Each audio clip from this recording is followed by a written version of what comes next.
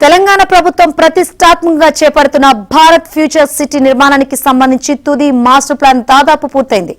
డిసెంబర్లో నిర్వహించిన global summit లో ఈ మాస్టర్ ప్లాన్ ను విడుదల చేయనున్నారు. రాష్ట్ర భవిష్యత్ అవసరాలను దృష్టిలో ఉంచుకొని ప్రణాళిక ప్రకారంగా ప్రపంచ స్థాయి నగరాన్ని నిర్మించాలన్నది ప్రభుత్వ ఉద్దేశం. మాస్టర్ ప్లాన్ రూపొందించే పనిని సింగపూర్ కు చెందిన సుర్బానా జురాంగ్కు సంస్థకు అప్పగించారు. 1950లో సింగపూర్ మాస్టర్ ప్లాన్ ను, 1971లో సింగపూర్ కాన్సెప్ట్ ప్లాన్ ను రూపొందించారు. దాన్ని 5 ఏళ్లకు ఒకసారి సమీక్షిస్తారు. అందులో భాగస్వాములుగా ఉన్న వ్యక్తులు ఇప్పుడు Bharat future city master plan రూపకల్పనలో భాగస్వాములయ్యారు.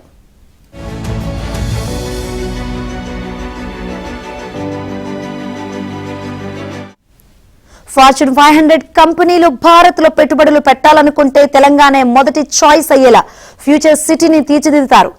ఇక్కడ పెట్టుబడులు పెట్టేవారికి అపార అవకాశాలు ఉండేలా వివిధ జోన్ల కింద ప్రత్యేక నిర్మాణాలు చేపడతారు.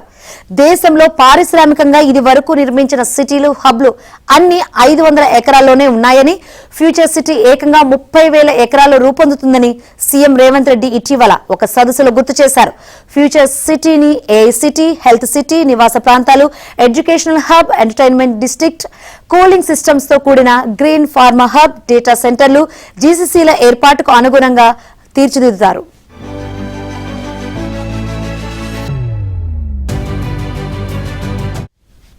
సినీ పరిశ్రమకు పరిశోధనలో కూడా అవకాశం కల్పిస్తారు. విమానాశ్రయం నుంచి మల్టీ మోడల్ ట్రాన్స్పోర్ట్ సిస్టమ్ తో పాటు ప్రజా రవాణాను ప్రోత్సహించేందుకు వీలుగా రవాణా మార్గాలను అభివృద్ధి చేస్తారు. కంపెనీలు త్వరగా కార్యకలాపాలను ప్రారంభించేందుకు వీలుగా సింగిల్ విండో క్లియరెన్స్ వ్యవస్థను అందుబాటులోకి తెస్తారు. ఇప్పటికే కొన్ని ఫార్చ్యూన్ 500 కంపెనీలు ఇక్కడ కార్యాలయాల ఏర్పాటుకు ముందుకొచ్చాయి. కొన్ని నిర్మాణ పనులను ప్రారంభించాయి. అమెజాన్ తమ అతిపెద్ద డేటా సెంటర్ పనులను ప్రారంభించింది.